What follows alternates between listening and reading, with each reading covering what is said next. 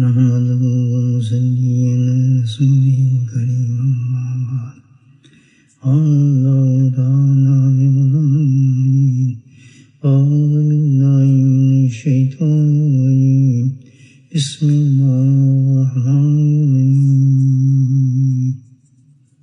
إن الله وملائكته يصلون على النبي يا أيها الذين آمنوا صلوا عليه وسلموا تسليما اللهم صل على سيدنا ومولانا محمد معدن الجود والولد اللهم صل على سيدنا ومولانا محمد وعليه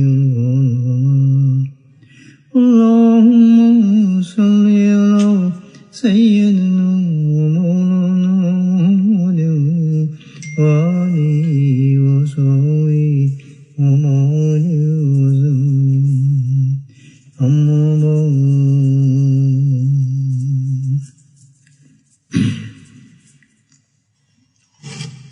الحمدللہ اللہ کا لاکھ شکر ہے کہ آج کی اس مبارک رات میں اللہ سبحانہ تعالیٰ نے ہم سب کو یہ توفیق بخشی ہے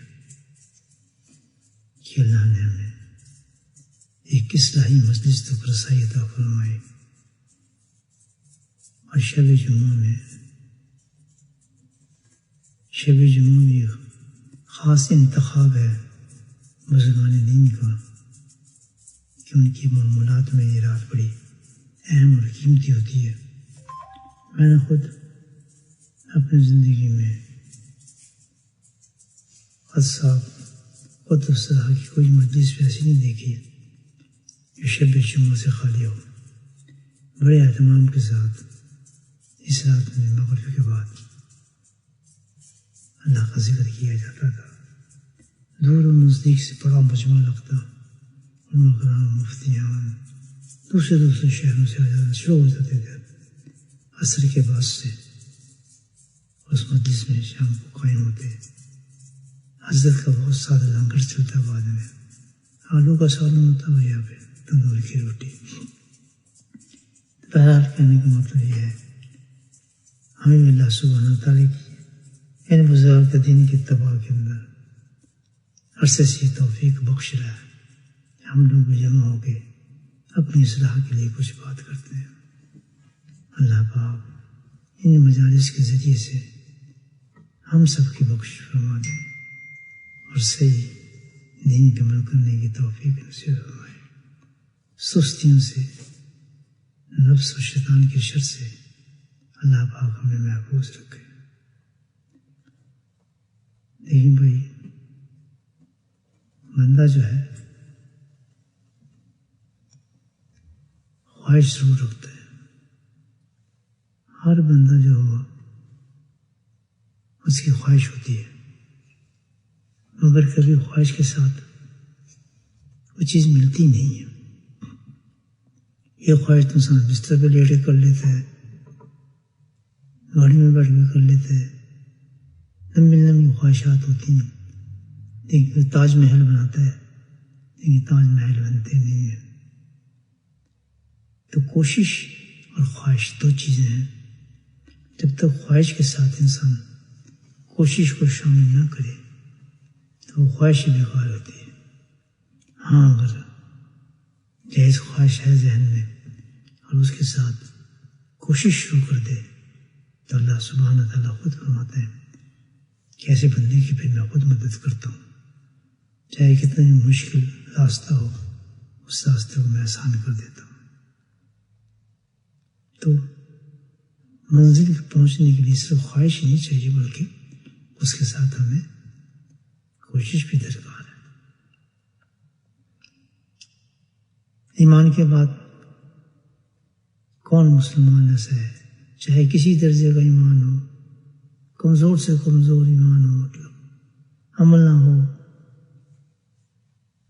بہت پیچھے عمر کے اندر، لیکن ہر عورت مرد کیونکہ ایمان کا تقاضا ہے جنت کی خواہش ضرور رکھتا ہے، جہنم سے بچنے کی خواہش رکھتا ہے، عذابوں سے بچنے کی خواہش رکھتا ہے،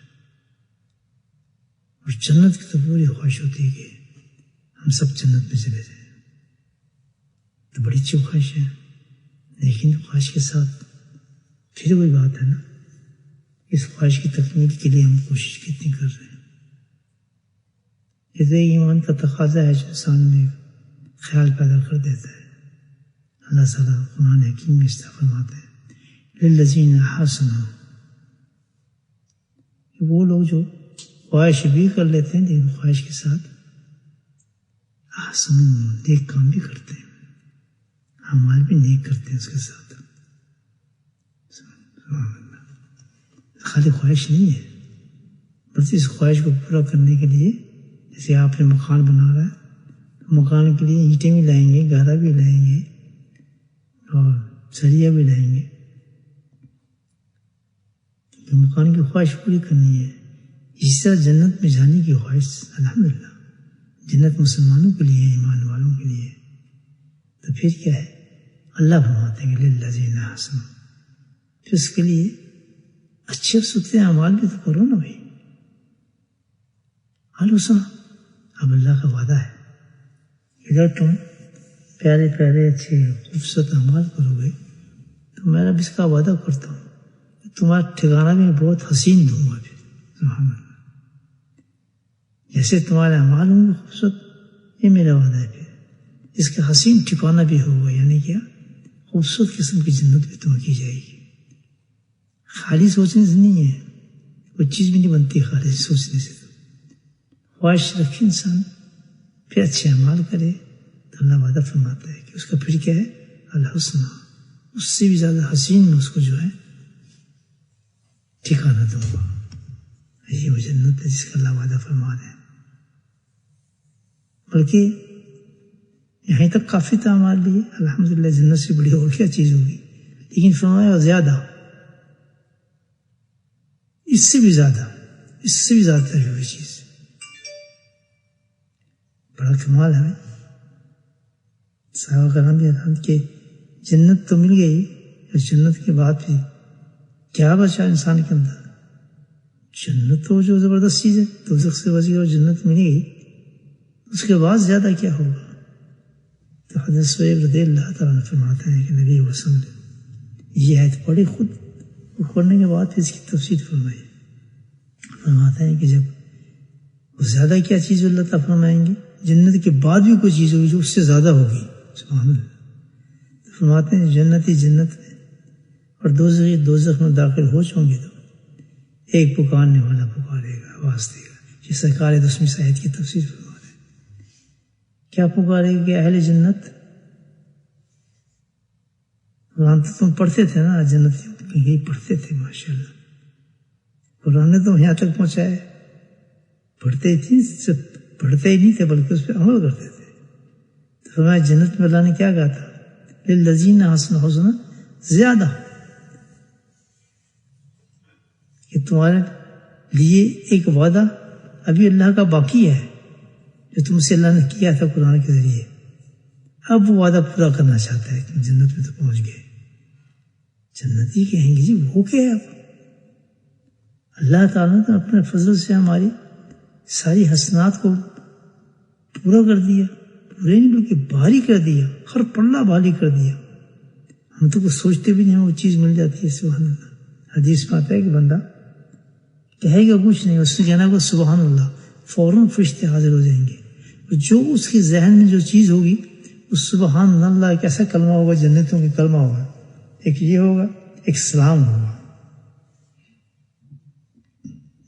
سلام بھی جنتوں کا کلمہ ہوگا اور دوسرا سبحان اللہ ہوگا۔ یہ ذکر ہے، کتنا عظیم کلمہ ہے سبحان اللہ کا۔ دیکھیں کہ جیسی جنتی سبحان اللہ پڑھے گا اور جنت فرشتے دوڑے آئیں گے غلام، اور اس کے ذہن میں وہ چیز ہوگی جو چاہتا تھا، بولے گا نہیں، بس ان کو میسج کنورٹ ہو جائے گا کہ کیا چاہتا ہے، اسی وقت وہ چیز ان کو حاضر کر دی جائے گی، کچھ بھی ہو۔ اللہ اکبر۔ تو اس سے بڑی یہاں ہمیں کیا چیز ملے گی؟ اور پھر یرحقو وجوہ فدرهم ذلہ، تو نے ہمارے چہروں کو سفید کر دیا، نورانی کر دیا. اور بھی کوئی چیز باقی ہے؟ کیا آپ نے ہم کو دوزخ سے بچا کر جنت جیسے مقام میں نہیں پہنچایا؟ تو ہے نا فرما دی سب کچھ ہمارے پاس پہنچا ہے. اے رب تو ہمارے اب کیا تو دینا چاہتے ہیں جو اس سے زیادہ ہوگا؟ اللہ کے نبی فرماتے ہیں کہ اس پر حجاب کو اٹھایا جائے گا، یعنی حجاب ہوتے ہیں پردے کو، ایک پردہ ہوگا وہاں، اس پردے کو اٹھا دیا جائے گا. جیسے ہی پردہ اٹھے گا سبحان اللہ، ہر جنتی کی نظر اٹھے گی تو کیا دیکھتے ہیں؟ اللہ سبحانہ تعالیٰ کا دیدار ہوگا. یہ وہ دیدار کی نعمت ہوگی، دولت ہوگی. اللہ کے نبی فرماتے ہیں کہ واللہ قسم اللہ کی کہ کوئی نعمت بھی جو ان کو عطا ہوئی ہے جنت میں، کوئی بھی کتنی بڑی نعمتیں تھی، دیدار الہی سے زیادہ محبوب نہ ہوگی، اس سے بڑھ کر کوئی ان کو نعمت نہیں ہوگی، نہ لگے گی. اور یہی وہ نعمت ہے جس سے ان کی آنکھیں ٹھنڈی ہو جائیں گی. سبحان اللہ. کہنے والا اللہ تعالیٰ نے قرآن میں ایک جگہ آنکھیں ٹھنڈی ہو جائیں گی تمہاری جب وہاں دیکھو گے نا جنت کی چیز. یہ دیدار الہی ہوگا. رزقنا اللہ سبحانہ و تعالیٰ بمن و فضلہ. یہ اللہ تعالیٰ کا حسین فضل ہوگا انسان پر جو عطا فرمائیں گے. کس وجہ سے؟ اب کیا سمجھے بات؟ صرف خواہش پر نہیں. کون لوگوں للذین احسنوا، جن لوگوں نے اعمال صالح کیے، جن لوگوں نے اچھے اعمال کیے ہیں. خواہش نہیں تھی کہ سب جنت پہنچ جائیں، لیکن اس کے ساتھ تکمیل بھی کی انہوں نے، اور اللہ تعالیٰ کے وہ اعمال صالحہ جس کا اللہ نے حکم دیا تھا اس کو اللہ تعالیٰ نے لوگوں نے کیا. نتیجہ کیا نکلا کہ اگر ہم جنت میں جانا چاہتے ہیں بھائیوں، سب باتوں سے نہیں ہوگا، قصے کہانی سے نہیں ہوگا، بلکہ کون سے اعمال جو اللہ سبحانہ تعالیٰ نے اعمال دیے ہیں کرنے کے لیے. جب بندہ وہ اعمال کرے گا تو کام بنے گا. اچھا، اعمال میں ہم بڑی ڈنڈی مارتے ہیں. ہم اعمال سمجھتے ہیں ایک ہی چیز کو کہ جو اللہ نے حکم دیا، نماز پڑھ لو، روزہ رکھ لو، حج کر لو، زکوٰۃ کر لو، تلاوت کر لو، یہ سب چیزیں. اعمال کی دو قسمیں ہیں، ایک عمل کرنے کے لیے کہا ہے، ایک عمل نہ کرنے کے لیے کہا ہے.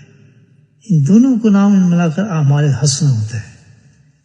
اگر بندہ ایک ہی عمل کرتا رہے، بس آج کا معمول یہی ہے، بڑا پکا نمازی ہے جی، بڑا زبردست ہے جی، بڑا حج کرتا ہے جناب، بڑا وہ ہے تو بڑا یہ ہے، لیکن ساتھ میں گاڑی بھی کاٹتا ہے، بے پردگی بھی کرتا ہے، جھوٹ بھی بولتا ہے، حرام بھی کھاتا ہے، فلٹ بازی بھی کرتا ہے اور ذکر بھی کرتا ہے. تو ہم کیا دیکھتے ہیں؟ ذکر کو دیکھتے ہیں، لیکن یہ نہیں دیکھ رہا جو ذکر کو برباد کر رہی چیز، اس کو نہیں دیکھ رہا کہ جہاں اللہ پاک نے ہمیں اچھے اعمال کرنے کی توفیق عطا فرمائی ہے، وہاں اس کے ساتھ خراب اعمالوں کو بھی رکنے سے بتایا ہے. ورنہ کیا ہے کہ دیمک لگ جاتا ہے. جو اعمال انسان جو تہجد آپ نے پڑھ لی، تہجد پڑھنے کے بعد آپ نے کوئی خوش ہو گئی جب نے تہجد پڑھ لی، اتنا ثواب ہے، بالکل الحمدللہ. اسی کے ساتھ گناہ کر لیا آپ نے اسی وقت، ٹیلی فون پر جا کے کسی سے بات کر بد نظری کر کے، فراڈ کر جھوٹ بول کر. اور پھر ہم اس میں ایک اور شیطان یہ دھوکہ انسان کو دیتا ہے، تو نے تو یہ کام کیا، ویسے کیا فرق پڑتا ہے، یہ تو بہت چھوٹی چیز ہے، جھوٹ تو کچھ ہے ہی نہیں. یہاں پر بتایا گیا ہے کہ ایسے لوگ جو یہ اعمال کرتے ہیں ان کو کچھ نہیں ملے گا. والذین کسبوا السیئات جزاء السیئات مثلہا. باتیں ان کی کمائی ہی برائی ہیں، ان کی ہے ہی کچھ نہیں کمائی، تو پھر ان کو وہاں کیا گیا کہ حسنہ، اچھی جگہ دیا جائے گا ٹھکانہ. اور ایسے لوگوں کو دیا جائے گا، ان کو وہ ٹھکانہ دیا جائے گا جو برا ہے، یعنی جہنم. وترہقہم ذلہ ما لہم من اللہ من عاصم کانما اغشیت وجوہہم قطعا من لیل. سبحان اللہ. وہاں فرمایا کہ ان کے چہروں کو نور سے رسوائی عطا کی جائے گی، ذلت سے بچایا جائے گا. یہاں فرمایا کہ ایسے اعمال کرنے والوں کے ساتھ کیا حال ہوگا کرنا جو ہو کہ ان کے چہرے جو ہوں گے وہ رسوائی سے بھرے ہوں گے، رسوائی سے بھرے ہوں گے، وہ قطن من اللیل مظلما، اور ایسے ہوں گے جیسے کہ اندھیری رات نے ان کے چہروں کو ڈھانپ لیا ہے، اس قدر سیاہ ہو جائیں گے وہ چہرے۔ حضرت فرمایا اولئک اصحاب الجنہ ہم فیہا خالدون، یہ نیک عمل کرنے کے بعد یعنی وہ برائیوں سے بھی بچے ہیں اور نیک اعمال بھی کیے ہیں۔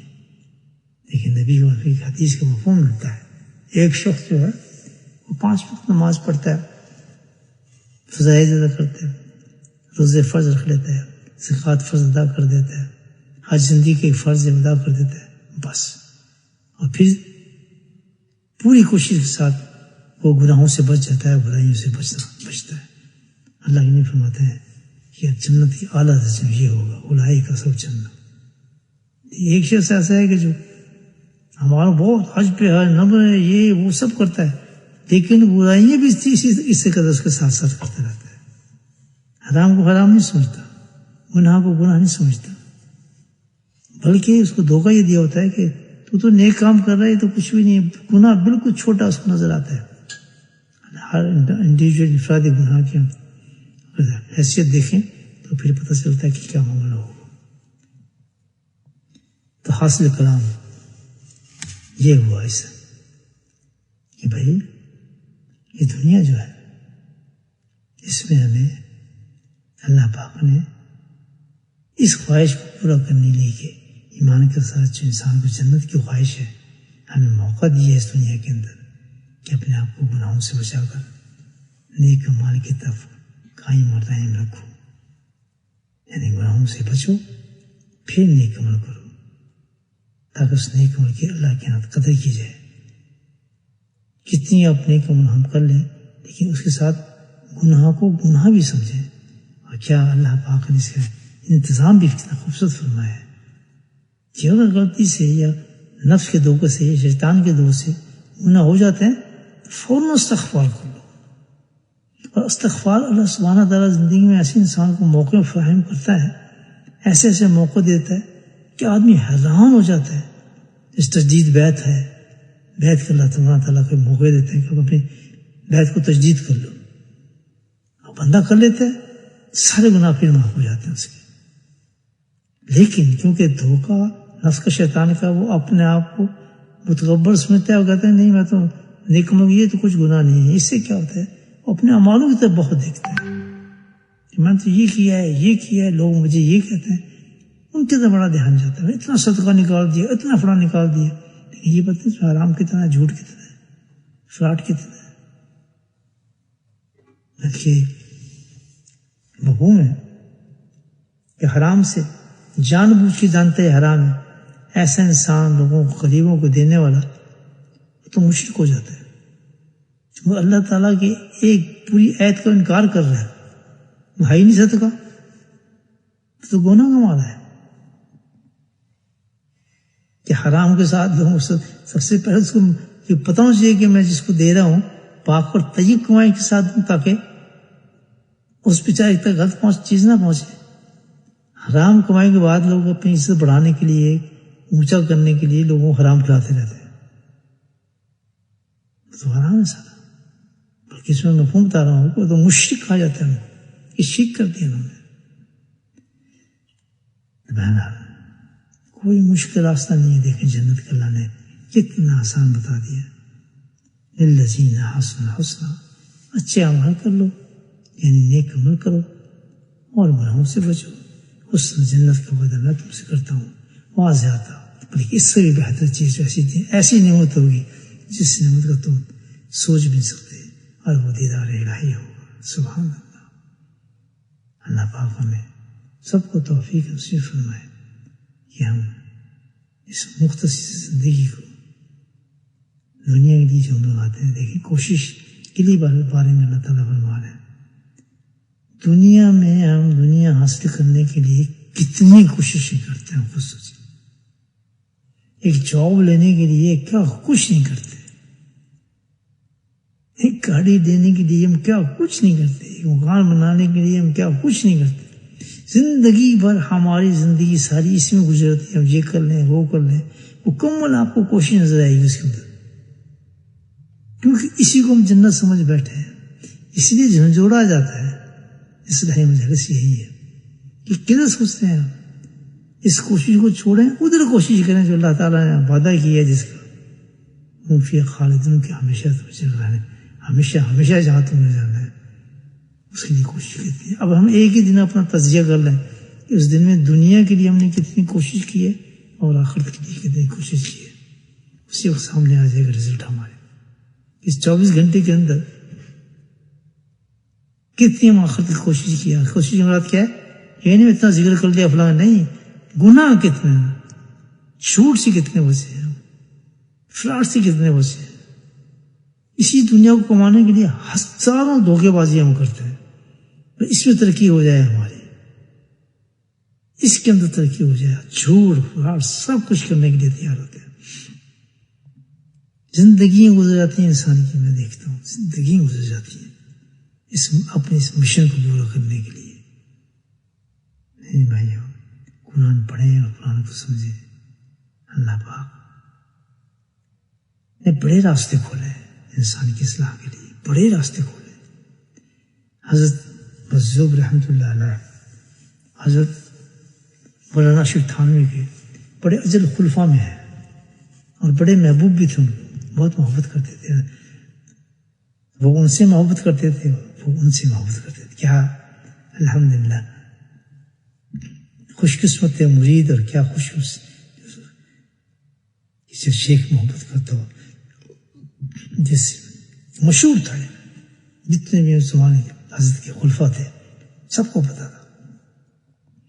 ایک مجلس چل رہی تھی، اصلاحی مجلس تھی، اس مجلس میں جو ذکر ہو رہا تھا وہ ذکر تھا کہ اللہ سبحانہ کی عظمت اور اللہ کی محبت کو حاصل کرنا۔ حضرت بڑا چسپ کے اندر آگے بیان دے رہے تھے، یہ سب وہی کر سکتے تھے، حضرت کسی کی طاقت نہیں تھی بولنے کی۔ تو آپ نے عرض کیا کہ حضرت پھر اللہ کی محبت کیسے حاصل کرے؟ جب تعریفیں سنی تھی تو نے حضرت تھانوی رحمۃ اللہ کا حضرت اللہ کی محبت کیسے حاصل کرے، جیسے میں آپ کے سامنے عرض کر رہا ہوں۔ تو کوئی سوال کر سکتا ہے، سر یہ جو بتایا ہے اس کو ہم کیسے حاصل کریں، اس چیز کو کہ گناہ سے بھی بچیں اور اچھے اعمال بھی ہم کر لیں۔ یہ تو دنیا بڑی اٹریکٹیو ہے ہمارے لیے، اس نفس کو کیسے مارے، کیسے بچیں؟ تو یہی سوال حضرت مجذوب رحمۃ اللہ نے کس سے کیا؟ حکیم الامت حضرت جو مجدد تھے اس کے اپنے تصوف کے، کہا جاتا ہے ان کو۔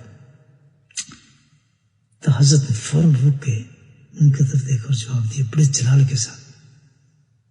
جب انہوں نے کہا نا کہ ہم پھر اللہ کی محبت کیسے حاصل کریں، تو آپ نے فرمایا جنہوں نے محبت کی ہے، جنہوں نے اللہ کی محبت کو حاصل کیا ہے، ان کو قدموں میں پڑ جاؤ۔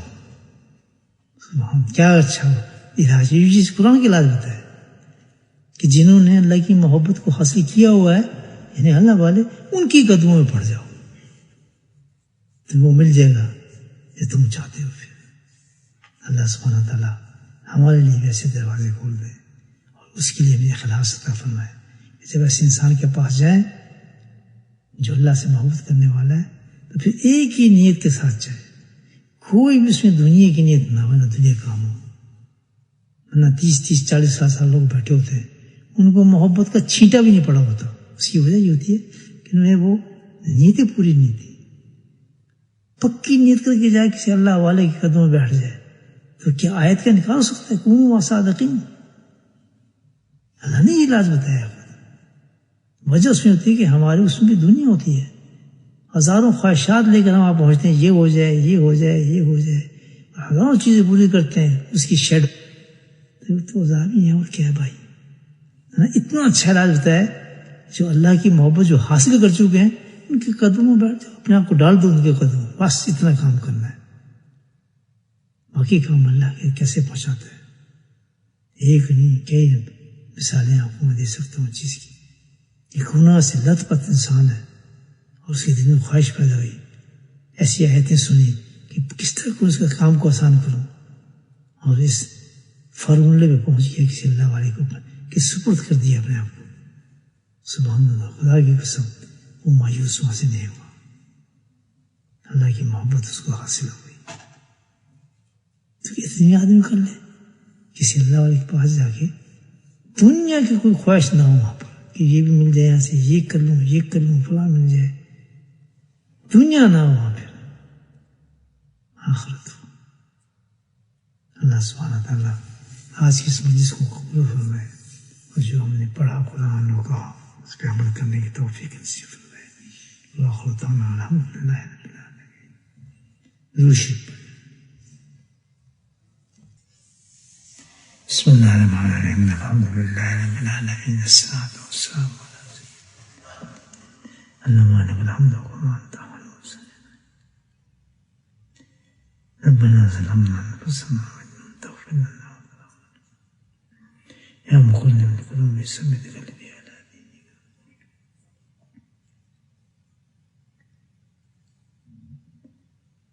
ربنا لا تزغ قلوبنا بعد إذ هديتنا ثبتنا إيمانا ومتنا إيمانا وشرنا جونا. اللهم نسلك سيئة في معنى إيمانا بحسن خلق نجاته رحمة منك. اللهم اهدنا الصراط المستقيم واحفظنا كل ولاية